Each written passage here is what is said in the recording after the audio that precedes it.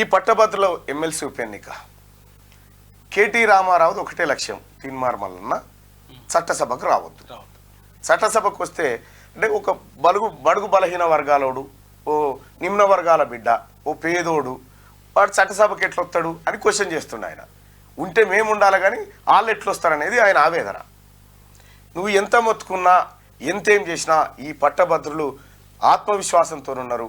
నేను నమ్ముతా ఉన్న పట్టభద్రులంతా ఇవాళ తీన్మార్ మల్లన్న గెలుపు కోసం చూస్తూ ఉన్నారు.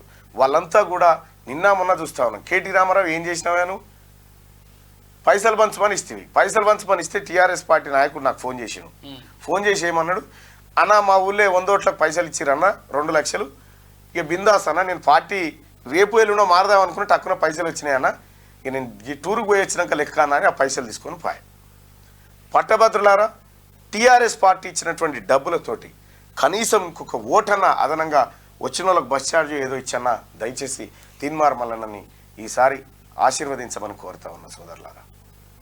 మీ అందరికి తెలుసు, ఈ 10 ఏళ్ల కాలం పాటు కేసీఆర్ కేటీఆర్ అరాచకమైన శక్తులు, అనేకమైనటువంటి శక్తులు తీన్మార్ మల్లన్న ఒక అక్రమం చేస్తే ఇప్పటి వరకు ఆ 10 ఏళ్ల కాలంలో ఏ ఒక్కరోజు నిరూపించలేకపోయారు.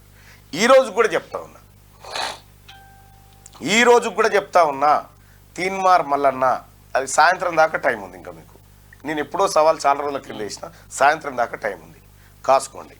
ఇక రెండో విషయం ఏంటంటే